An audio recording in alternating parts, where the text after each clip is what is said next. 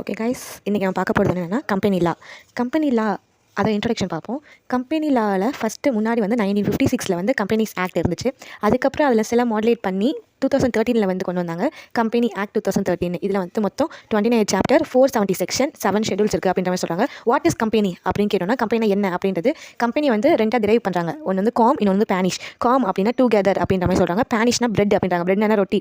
ஏன் இந்த மாதிரி சொல்கிறாங்க அப்படின்னா, முன்னாடி காலத்தில் வந்து ஒரு ட்ரேடோ இல்லை ஒரு மேனுஃபேக்சரிங்கோ இல்லைன்னா ஒரு பார்ட்னர்ஷிப் வச்சுக்கிறாங்க அப்படின்னா வணிகம் பண்ணுறாங்கல்ல, அப்போ வந்து வேறு ஊருக்கு போய் எல்லாம் ஒரு இடத்துல உட்காந்து பேசிட்டு அந்த இடத்துல சாப்பிட்டுட்டு இருப்பாங்கல்ல. ஸோ இதுதான் வந்து டுகெதர் அண்ட் பிரெட் அப்படின்ற மாதிரி சொல்கிறாங்க.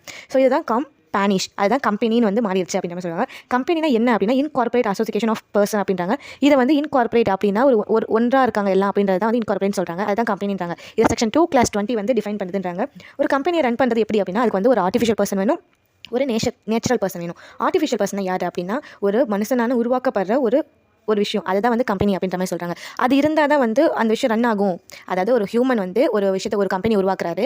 அந்த கம்பெனிக்குமே ஹியூமனுக்கு இருக்குள்ள எல்லா ரைட்ஸுமே இருக்கும். பேர் இருக்கும், அதுக்கான சர்டிஃபிகேட்ஸ் ப்ரூஃப் இருக்கும். அது வந்து எப்படி சொல்கிறது, அதுக்கான நிறைய உரிமைகள் இருக்கும். அது வந்து அந்த பேரில் ப்ராப்பர்ட்டி வாங்கலாம், அதுக்கு ரைட்ஸ் இருக்கும், லயபிலிட்டிஸ் இருக்கும், எல்லாமே இருக்கும். ஸோ அதுதான் வந்து natural person and artificial person ரெண்டு பேர் சொல்கிறாங்க. நேச்சுரல் பர்சன் யார் அப்படின்னா, ஷேர் ஹோல்டர்ஸ் வருவாங்க, டைரக்டர்ஸ் வருவாங்க, அது கீழே இருக்க மெம்பர்ஸ் வருவாங்க. இந்த மாதிரி விஷயம்லாம் வந்து நேச்சுரல் பர்சனுக்குள்ளே வருவாங்க. ஆர்டிஃபிஷியல் பர்சன் யாருன்னா, அதை கம்பெனி, அதாவது ட்ரஸ்ட் இல்லை இண்டஸ்ட்ரியில் ஒரு மேனுஃபேக்சரிங் பண்ணுறது, இதெல்லாமே வந்து ஆர்டிஃபிஷியல் பர்சனில் வரும். இப்போ ஒரு நேச்சுரல் பர்சனால உருவாக்கப்படுறது தான் ஆர்டிஃபிஷியல் பர்சன். இவங்க ரெண்டு பேருமே ஒன்றா இருந்தால் தான் வந்து ஒரு கம்பெனியை ரன் பண்ண முடியும் அப்படின்ற மாதிரி சொல்லியிருக்காங்க.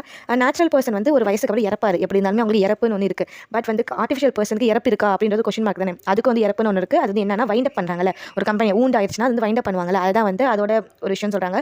அதாவது ஒரு கம்பெனி ஏதாச்சும் ஒரு மிஸ்டேக் ஆயிடுச்சுனாலும், ஒரு அப்ளிகேஷன் இருந்துச்சுனாலும் அந்த கம்பெனியில், இல்லைனா அதுக்கு வந்து நிறைய டெப்ட்ஸ் இருக்குது, அந்த சமயத்தில் வந்து அது வந்து டிஸ்ஆனர் பண்ணி ஆகணும் அப்படின்றப்ப வந்து கம்பெனி வந்து வைண்ட் அப் பண்ணுவாங்கல்ல. ஸோ இந்த மாதிரி விஷயத்தை வந்து சொல்கிறது தான் இதோட டெத் அப்படின்ற மாதிரி சொல்கிறாங்க. இதை பற்றி நம்ம நெக்ஸ்ட் வரப்போகிற கிளாஸஸில் வந்து ஃபுல்லாக டீட்டெயிலாக பார்ப்போம்.